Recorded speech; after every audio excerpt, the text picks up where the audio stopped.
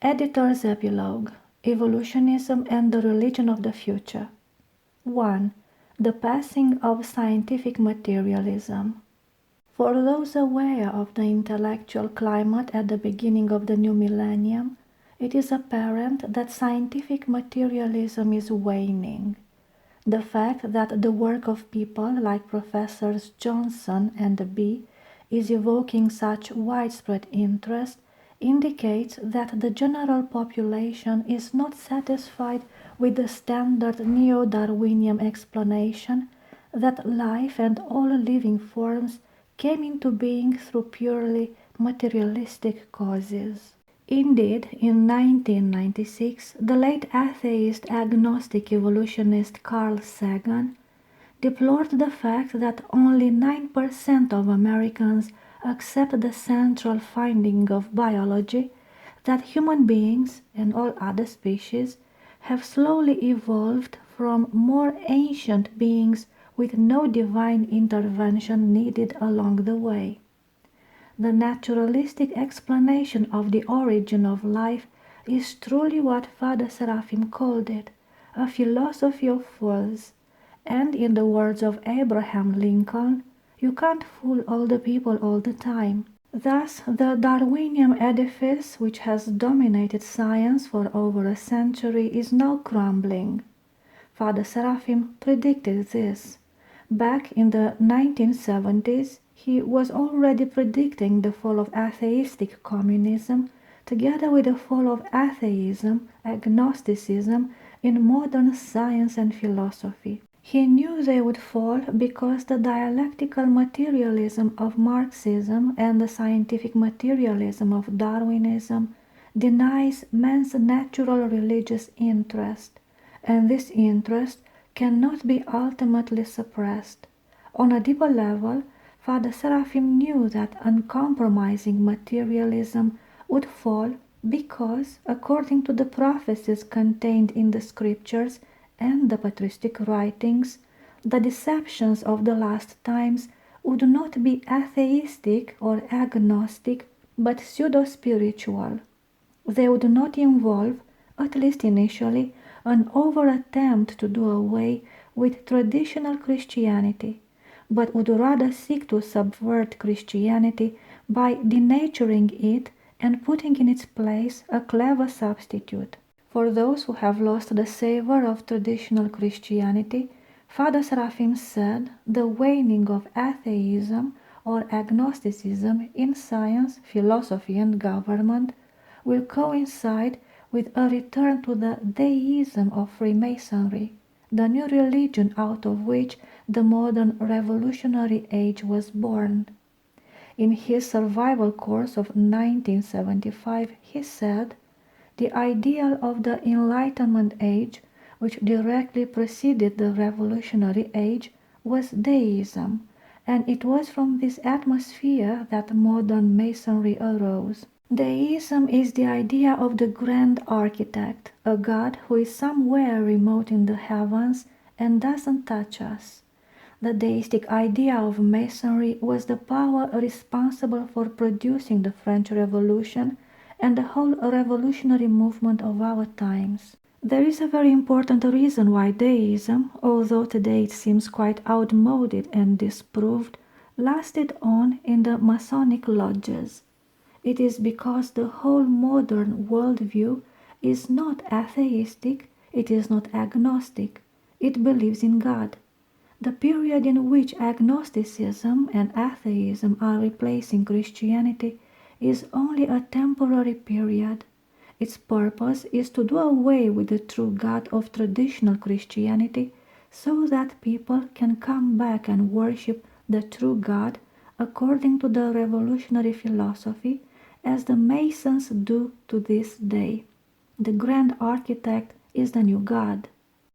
When this writer first met Father Seraphim at the University of California, Santa Cruz in 1981, Father Seraphim predicted the fall of atheistic communism in Russia, as well as the rise of the new globalist system that would build upon the foundations laid by communism. Needless to say, The accuracy of this scripturally and patristically based prediction was stunningly confirmed in the years following his repose and continues to be confirmed. In his talk at the university, Father Seraphim maintained that, unlike the old-school materialistic communism of Marx and Lenin, the new globalism would offer a pseudo-spirituality. Communism, he said, does not have the final answer because it is a very negative thing. In fact, if you look at what has been happening in Russia for the last 10 or 20 years, you can see that there's a full revolt as far as the people's mentality goes. Even though the dictatorship has been just as strong as ever, especially in the last 2 years, putting more people in prison again, the people are rising up more and more, not in armed revolt, but in their minds, and are becoming independent, which means that sooner or later the whole system is going to collapse. And so communism does not have the answer. It cannot conquer the whole world and bring happiness as it claims it can. But in the meantime, it is preparing for one very important thing which has to happen before the end of the world can come, and that is that there has to be one unified world government from which Christianity has somehow been kicked out, and that communism has been doing very successfully. But in order to supply people with a spiritual basis for one world government, there has to be something higher. And in the ideas of the United Nations, for example, we see something that looks like a spiritual answer. Footnote: the difference between international communism and UN globalism is not as real as one might think.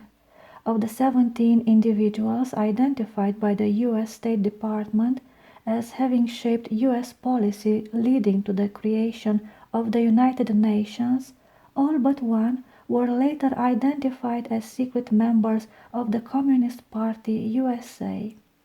The UN's first Secretary General, who orchestrated the conference that drew up the UN Charter, was a man later convicted as a Soviet agent, Alger Hiss.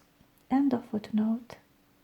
The UN claims to be for the foundation of one world government which will not be a tyranny, not based upon any particular idea like communism, but on something very vague with no Christian basis for it. In fact, about 20 years ago, they built a meditation chapel in the UN building, and at that time they had a big discussion about what would be the object of worship in it. You can't have a cross, because then you are immediately branded as Christian. You can't have anything Muslim or Hindu, because again, you're identified. It has to be above all religions. Finally, they decided on a black stone block. People experience an awesome feeling before it as before an idol, a very vague kind of religious interest. Of course, everybody has a religious interest. You can't hide it, and communism is going to fall because of that. But such a vague thing is exactly what the devil likes to grab hold of. In any particular belief you can be mistaken, but at least you put your heart into it, and God can even forgive all kinds of mistakes. But if you don't have any particular religious belief, and you give yourself over to some kind of vague idea, then the demons come in and begin to act. 2. Evolutionism as the philosophy of Antichrist.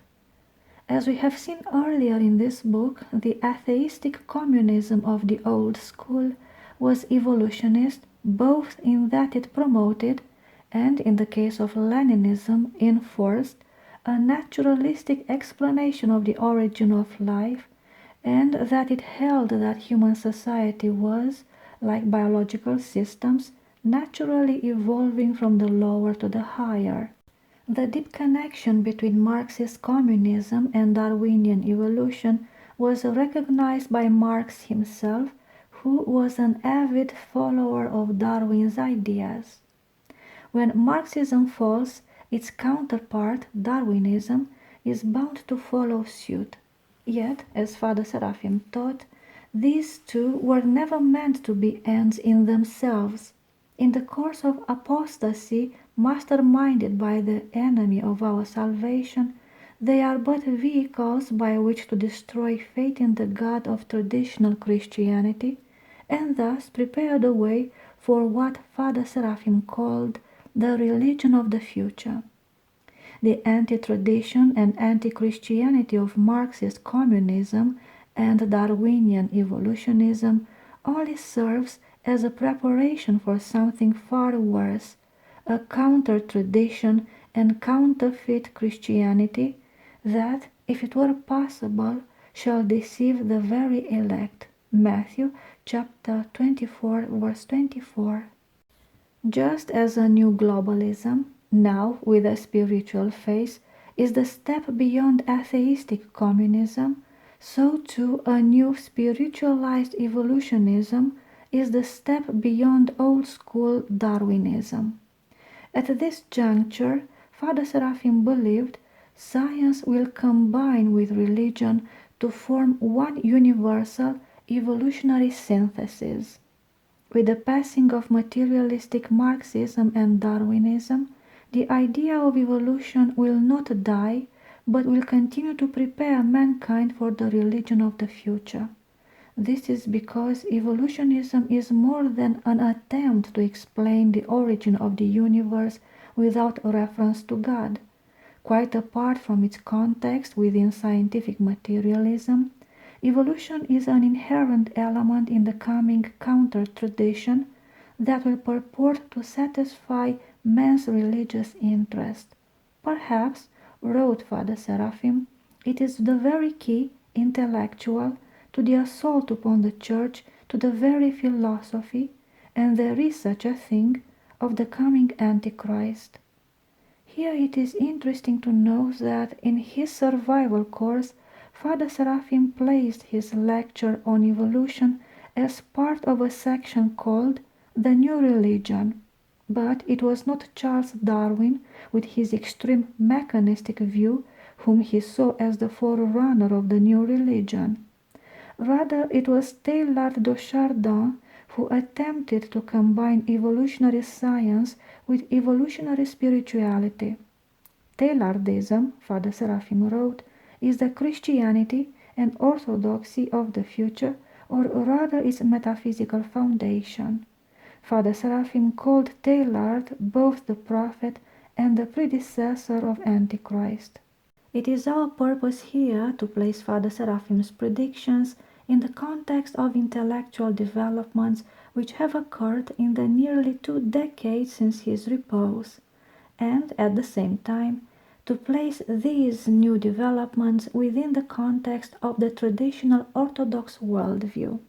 Before advancing to current times, however, let us go back and look more closely at the ideas of the man whom Father Seraphim called the prophet of the religion of the future. 3. Teilhard de Chardin as prophet. Teilhard de Chardin himself claimed that his intention was to found a new religion. In a letter he wrote, "As you already know, what dominates my interest and my preoccupations is the effort to establish in myself and to spread around a new religion. You may call it a better Christianity, in which the personal God ceases to be the great Neolithic proprietor of former times, in order to become the soul of the world. Our religious and cultural stage calls for this." Teilhard exulted that this new religion is burgeoning in the heart of modern man from a seed sown by the idea of evolution. A religion of the earth, he wrote, is being mobilized against the religion of heaven. In his own words, this is the religion of the future. In some places, Teilhard wrote about his own spiritual experiences, out of which he would mold the new religion. For example, he relates how cosmic convergence and Christic emergence, his own concepts and terms, made themselves felt at the very core of my being. They reacted endlessly upon one another in a flash of extraordinary brilliance, releasing by their implosion a light so intense that it transfigured or even transubstantiated for me the very depths of the world. Elsewhere he speaks of his psychic discovery of the noosphere, which he perceives as a conscious spherical envelope or aura stretching around the earth. There was something more. Around this sentient protoplasmatic layer, that is the biosphere, an ultimate envelope was beginning to become apparent to me, taking on its own individuality and gradually detaching itself like a luminous aura. This envelope was not only conscious, but thinking, and from the time when I first became aware of it, it was always there that I found concentrated in an ever more dazzling and consistent form the essence, or rather the very soul of the earth. We will speak more later about the nature of such spiritual experiences. For now it will suffice to point out that they are connected with precisely the kind of vague ideas by which Father Seraphim said the demons come in and begin to act. Like his fellow prophet Friedrich Nietzsche, Teilhard felt that he was perhaps the only person in history to have received such revelations. In an article completed only 1 month before his death, Teilhard wrote, "How is it then that as I look around me, still dazzled by what I have seen, I find that I am almost the only person of my kind, the only one to have seen? I cannot, when asked, quote a single writer, a single work that gives a clearly expressed description of the wonderful diaphany that has transfigured everything for me. In himself alone, Teilhard claims, have love of God and faith in the world come together in just the right proportion to fuse spontaneously." And he goes on to predict that what has taken place in only himself will one day occur universally. Sooner or later there will be a chain reaction. This is one more proof that truth has to appear only once in a single mind for it to be impossible for anything ever to prevent it from spreading universally and setting everything ablaze. Despite Teilhard's claims about himself, Father Seraphim maintained that Teilhard was not the sole founder of the new religion. In a letter he wrote, "I think that S. has overestimated Teilhard's direct influence on the new Christianity. That phrase was coined, I think, by Claude de Saint-Simon 150 years ago, and much preparation was made for it before Teilhard. Probably Teilhard appeared at just the right time to take advantage of the modernist current and make everyone start to think of it in connection with his name." 4. Elements of Teilhardism. It should be remembered that according to Father Seraphim, the Christianity of the future will not be Teilhardism per se, but it will rest on a metaphysical foundation that has already been laid down by Teilhard. The components of this foundation might be summed up as follows. 1. Panentheism.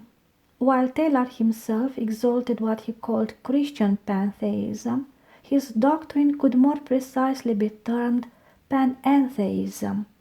The dictionary defines panentheism as the doctrine that God includes the world as a part, though not the whole of his being.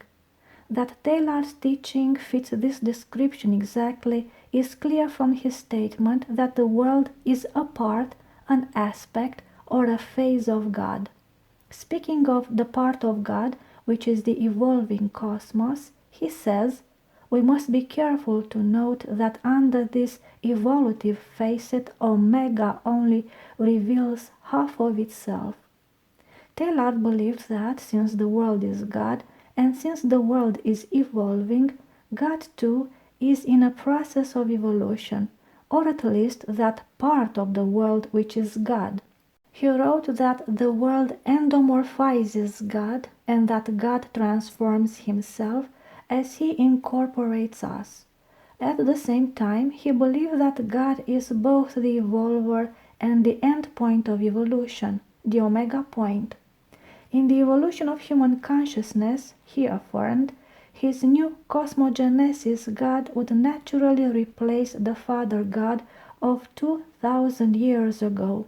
Such a view, of course, naturally entails a vague religious impulse toward the cosmos itself.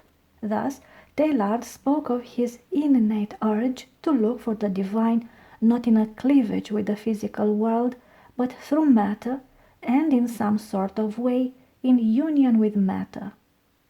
2. No creation by extra-cosmic intelligence. In an article entitled Note on the Essence of Transformism, Teilhard writes that the real point of evolution is not that reptiles have descended from fish, etc. Rather, it is that the origin of life and of species can be adequately understood in terms of a physical connection. Surprisingly, it does not matter to him whether or not this connection is understood in terms of lines of descent, as in Darwinian theory. Perhaps there is another connection. What matters is that we rule out the intervention of an extra-cosmic intelligence in the operations of nature. How does this idea, which accords with that of atheist materialists, coincide with Teilhard's concept of spiritual evolution? For Teilhard, the God of the universe is not an extra-cosmic intelligence. The cosmos is God, the soul of the earth. The world is God's body. Therefore, the natural process of evolution, the physical connection, is at the same time spiritual. The intelligence behind evolution, which Teilhard refers to as soul, spirit, consciousness, etc., is for him intracosmic. The subject of evolution is God. Therefore, Teilhard writes, God cannot create except evolutively. Teilhard even went so far as to postulate psychic selection as an evolutionary mechanism that could be appended onto or replace the Darwinian idea of natural selection. Contrary to the Christian doctrine of an omnipotent, impassible God who creates immediately and effortlessly, Teilhard's evolutionary God labors to produce and is always obliged to pass through a whole series of intermediaries and to overcome a whole succession of inevitable risks. 3. The confusion of the psychic with the spiritual. All that exists is matter becoming spirit, wrote Teilhard. There is neither spirit nor matter in the world. The stuff of the universe is spirit matter. Elsewhere he wrote that from a purely scientific and empirical standpoint, the true name for spirit is spiritualization. Spirit then is a process, a gradual and systematic passage from the unconscious to the conscious and from the conscious to the self-conscious. Teilhard believes that while living organisms are evolving, spirit is evolving along with them. But for him, these were not two separate processes. They were aspects of a single spirit-matter evolution. Just as the concept of biological evolution undermines the distinction between the created natures of living forms, seeing, as did Erasmus Darwin, a single living filament between them, so too Teilhard's concept of spiritual evolution, consciousness becoming spirit, undermines the distinction between the psychic and the truly spiritual. 4. Nihilism, the destruction of truth.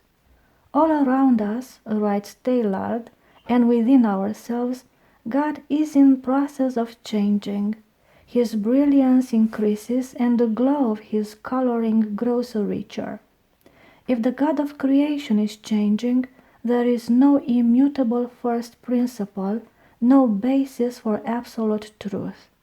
Evolutionism is thus an expression of nihilism according to the definition of Friedrich Nietzsche, that there is no truth, that there is no absolute state of affairs, no thing in itself. This alone is nihilism, and of the most extreme kind. What Father Seraphim called the metaphysical foundation of Teilhardism, then, is actually the total lack of such a foundation. 5. Chiliasm, the inversion of truth. Teilhard believed that the psychic principle of the noosphere, the soul of the earth, would gradually converge in the omega point, at which time the part of God which was evolving in the world would at last reach supreme unity. In this doctrine, which Teilhard termed cosmogenesis, Christic emergence, etc., we see an extreme and fantastic expression of what Father Seraphim identified as Chiliasm, the belief in the perfectibility of this fallen earth. Chiliasm, Father Seraphim taught, is the other side of the coin of nihilism. It is the positive content that fills the void left in the wake of nihilism. Just as evolution is the logical corollary of nihilism, Chiliasm is, in Father Seraphim's words, almost an inevitable deduction from evolution, while nihilism is a negation of truth, anti-truth. Chiliasm is an exact inversion of it, counter-truth. In one place, Father Seraphim explained, "The whole evolutionary philosophy which grasps people today leads them to believe, often unconsciously, in a view of creation and life which is just the opposite of what Christianity teaches. Simple begets complex, savagery evolves to civilization, imperfect gives rise to perfect, progress, etc. According to orthodoxy, the perfect falls to the imperfect, paradise to fallen world, and even historically the Holy Fathers note the fall of mankind in general until the coming of Christ, and man in the last days will be much lower spiritually than in the early church. Incorruption and immortality precede corruption and mortality. The perfection and immortality of the coming age, heaven, are not a development or evolution from the present world, as Teilhard de Chardin would have it, but a radical transformation. 6. Man becomes God. The ultimate goal of this inversion, of course, cannot but include a perverted concept of the deification of man. Teilhard pointed to the existence ahead of us of some critical and final point of ultra-hominization corresponding to a complete reflection of the noosphere upon itself. It is not conceivable, he asked, that mankind, at the end of its totalization, may reach a critical level of maturity where it will detach itself from this planet and join the one true, irreversible essence of things, the omega point. In his survival course, Father Seraphim spoke about the false deification of man in relation to Nietzsche's idea of the Superman. Contemporary writers such as Eric Keller talk about how all the changes of modern society, both physically and in ideas, are producing what he called a mutation, some kind of new man. And if on top of that we bear in mind the so-called scientific idea of evolution, which in fact Nietzsche believed in, we see that this idea of the coming of a new man, of Superman, is not at all a fantasy. It is a real idea that has been arrived at naturally, logically, by Western man in his falling away from God and trying to find the new religion. Father Seraphim considered Nietzsche to be, together with Teilhard de Chardin, a major prophet of Antichrist. While Nietzsche's role was more negative, being associated with nihilism, Teilhard's was more deceptively positive, associated with evolutionary Chiliasm. But as Father Seraphim's above quote indicates, Nietzsche was also an evolutionist, and he was also Chiliastic in his anticipation of the Superman. Drawing from the words of Nietzsche, Father Seraphim identified the underlying philosophy of the 20th century as follows: God is dead, therefore man becomes God, and everything becomes possible. The God that Nietzsche proclaimed to be dead was, of course, the God of traditional Christianity. As we have seen, however, this death of God is only a temporary phase to make way for the new God of deism, with whom, in Teilhard's inverted vision of ultra-hominization, man is expected to ultimately merge. 7.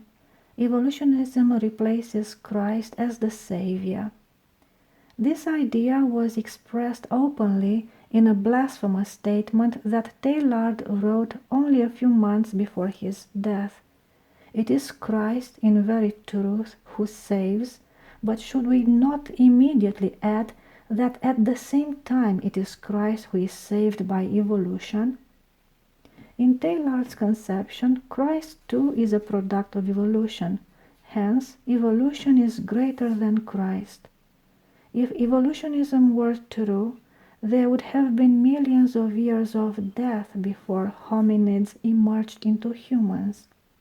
In this view, of course, the Genesis account of man's fall and its primary consequence, death, can be read only allegorically. This abolishes the whole reason of Christ's coming, being crucified and resurrecting from the dead in order to save man from the consequences of the fall.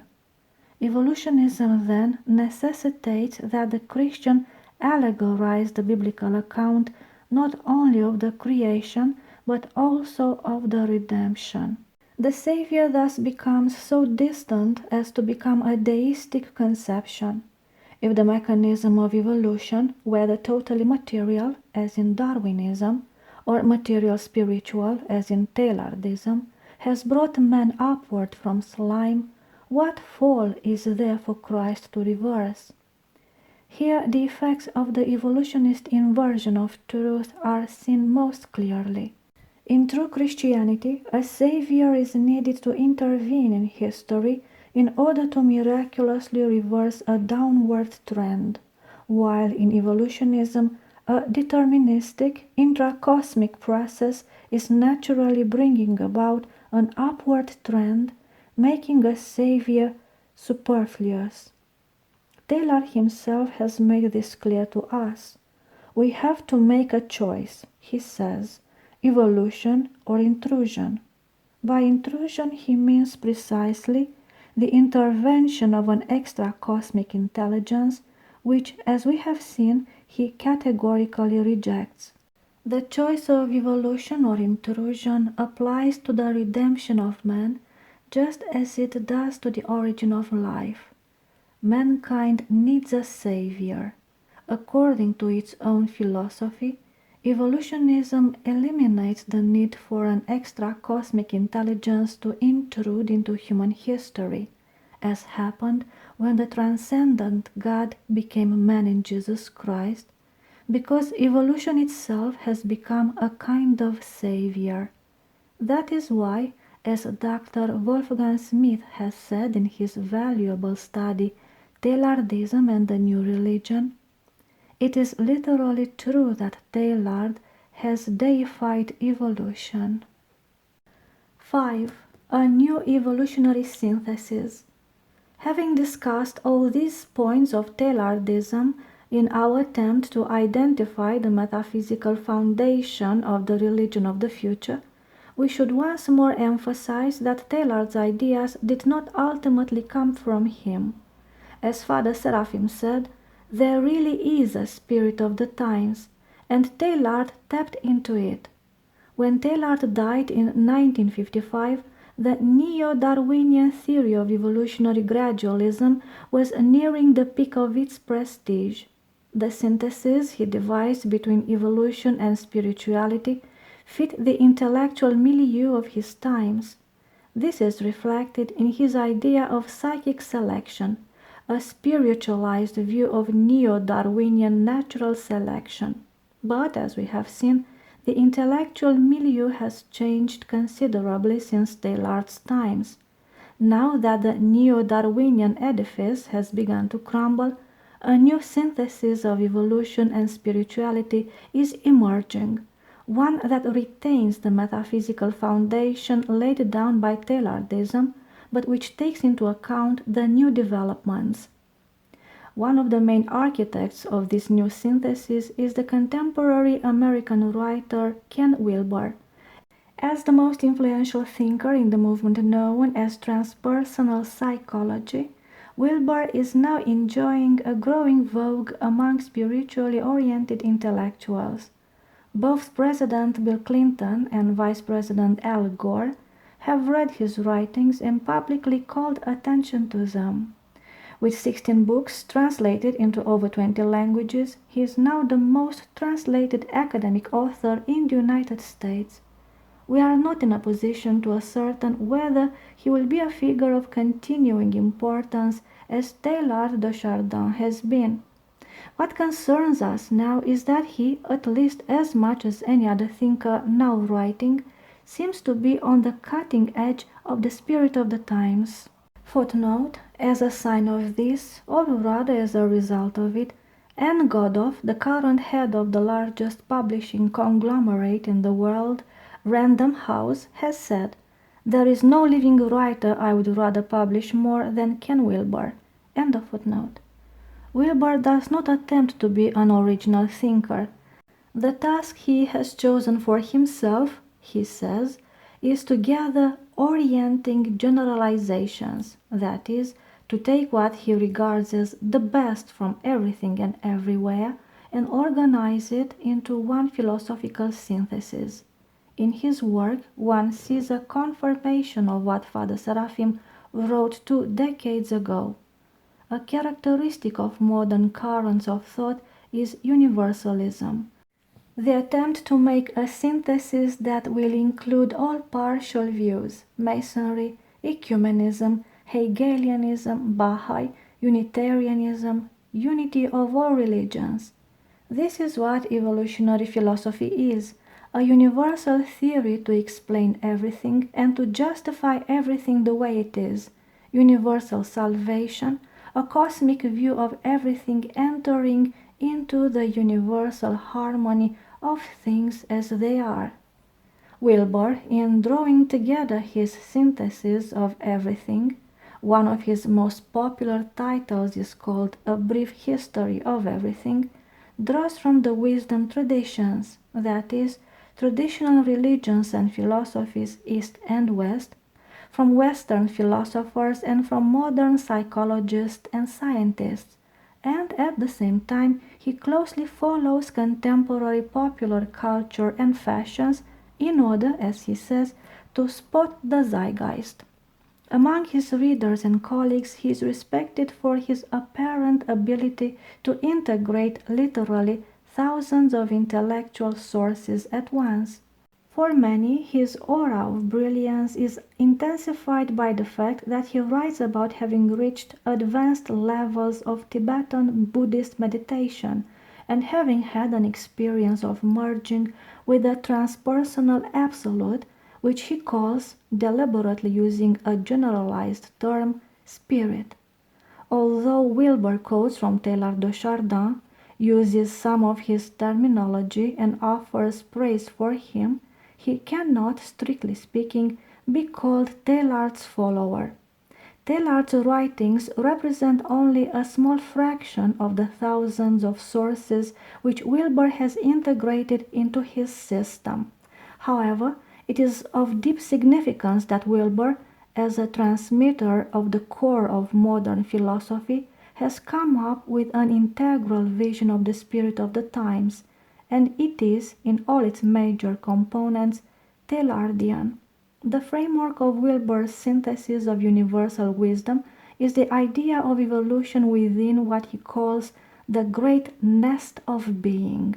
He rightly observes, if there is one idea that dominates the modern and postmodern mind at large, it is evolution. Like Teilhard, he is very much interested in science, having done graduate research in biochemistry until his interest in philosophy or spirituality caused him to redirect his energies. Like Teilhard also, he aims through his writings to help combine science and religion, and has recently written a book on the subject, The Marriage of Sense and Soul, Integrating Science and Religion, in 1998. This is the book in which President Clinton and Vice President Gore have shown special interest. He readily accepts the latest theories by which scientific materialism has attempted to explain the universe without God, from a Big Bang of 15 billion years ago to the evolution of man from simple, insentient and lifeless atoms, and then he endeavors to inject spirituality into these theories. Wilber refers to his philosophy as evolutionary panentheism.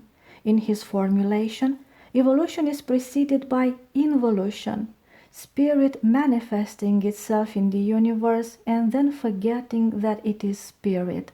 He writes, "Spirit manifests a universe by throwing itself out or emptying itself to create soul, which condenses into mind, which condenses into body, which condenses into matter, the densest form of all. Each of those levels is still a level of spirit, but each is a reduced or stepped down version of spirit.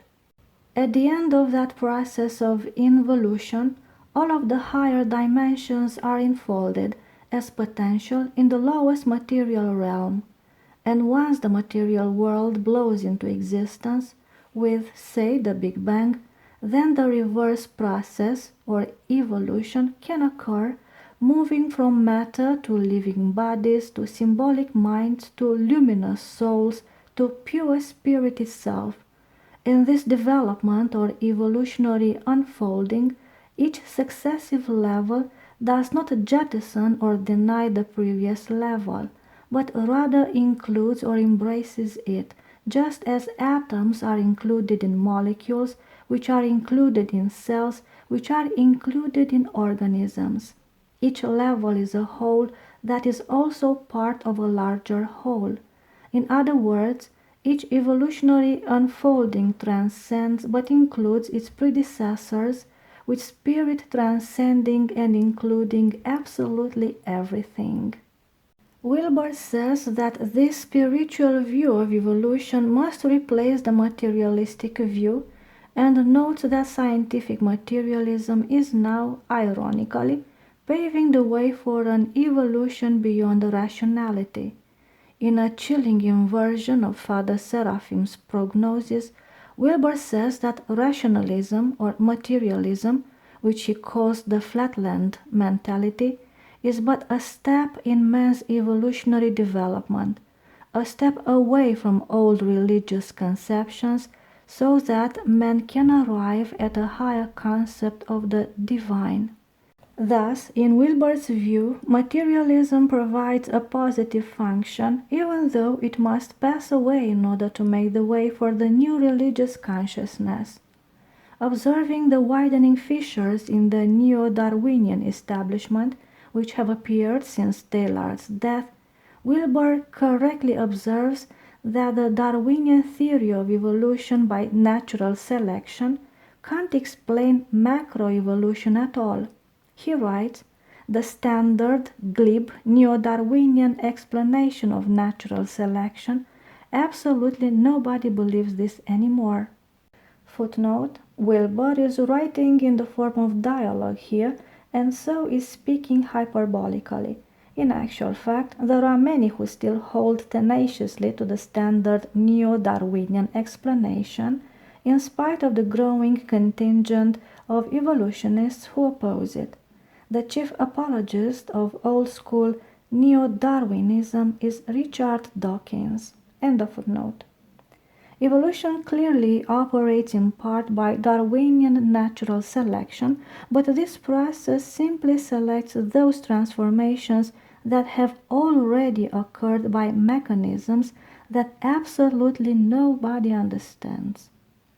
He goes on to point out that random mutations cannot even begin to explain the production of a wing or an eye, and that there is no evidence whatsoever of intermediate forms, but elsewhere, retaining the idea of the evolutionary process itself, Wilber says, the orthodox scientific theory of evolution seems correct on the what of evolution, but it is profoundly reductionist and or contradictory on the how and why of evolution.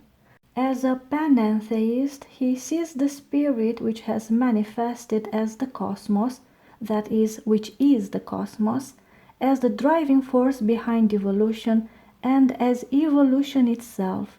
Spirit is fully present at each and every stage as the evolutionary process itself.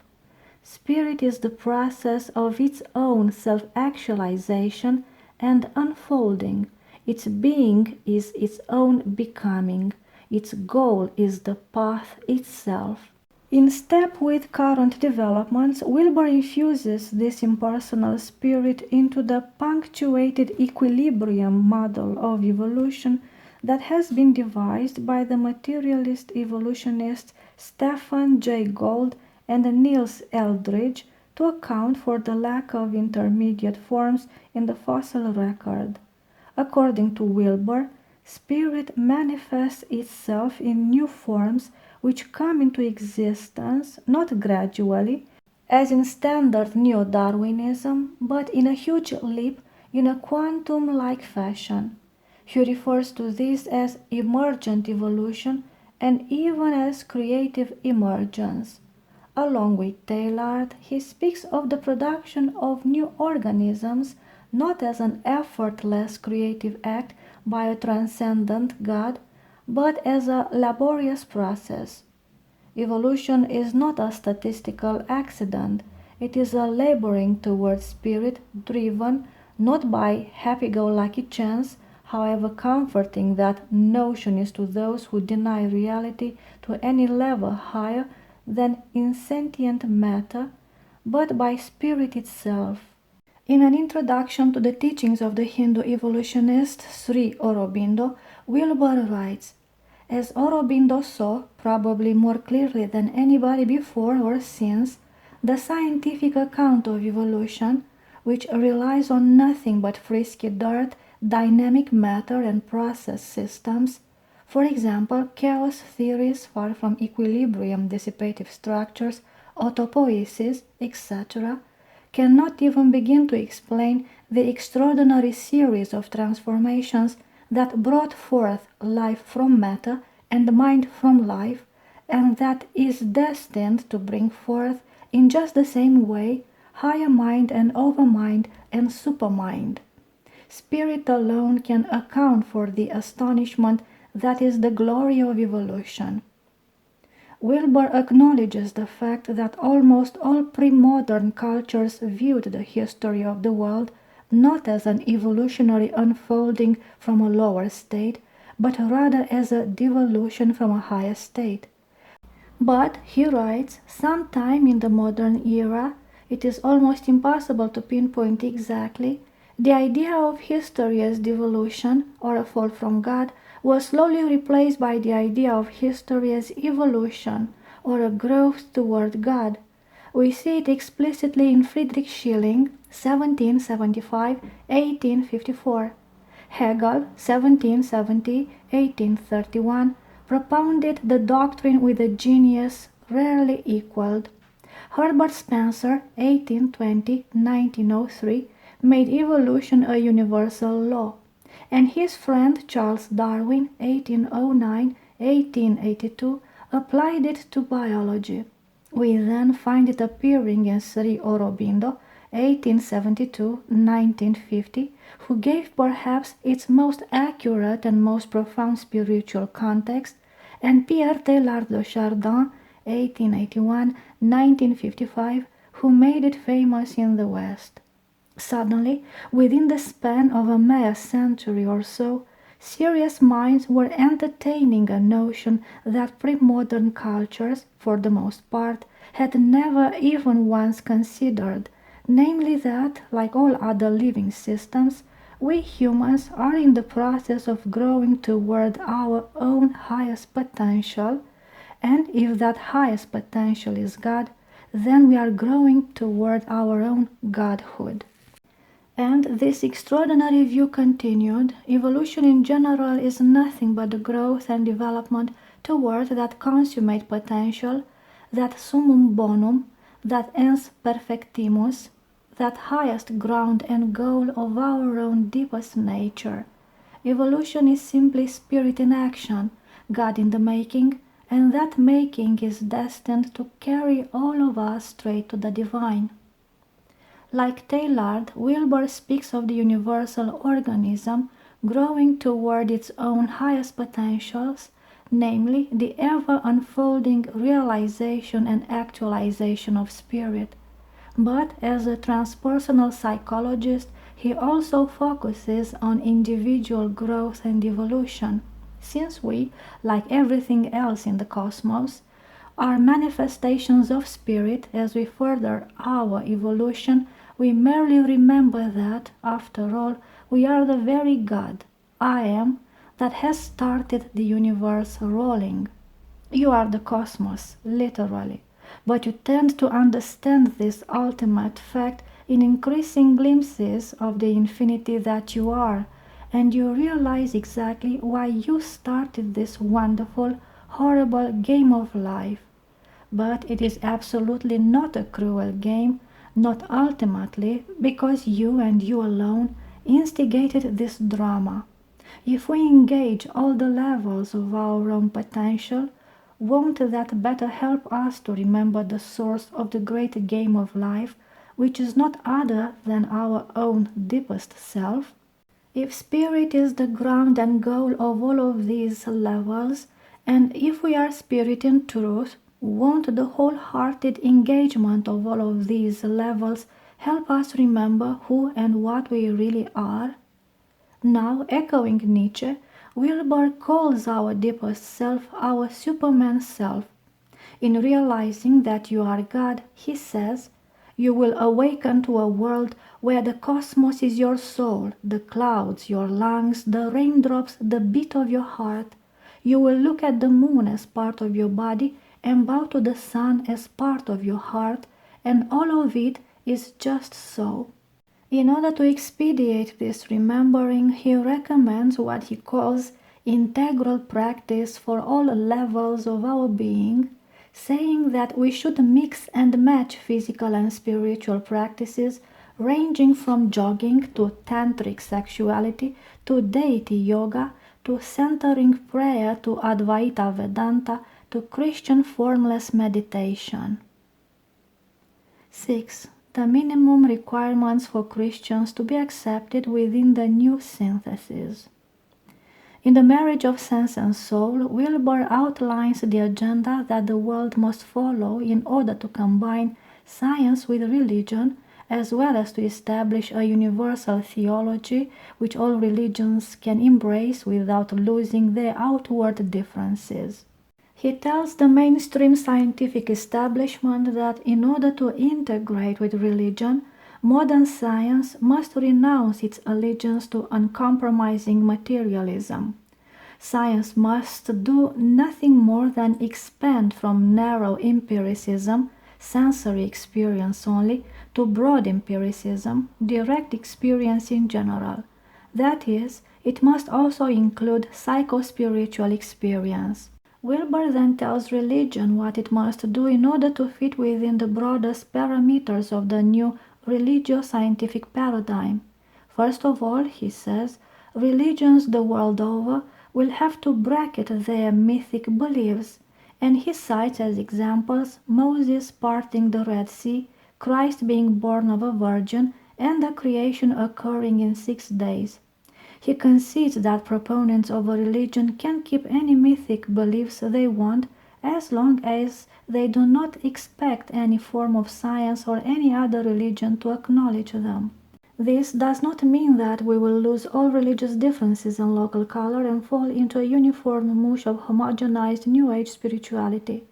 Most religions will continue to offer sacraments, solace, and myths, and other translative or horizontal consolations, in addition to the genuinely transformative practices of vertical contemplation. None of that necessarily needs to change dramatically for any religion, although it will be set in a larger context that no longer demands that its myths be the only myths in the world. The second change that Wilber says religion must make concerns its attitude toward evolution. Religion will also have to adjust its attitude toward evolution in general, he says, and any religion that attempts to reject evolution seals its own fate in the modern world.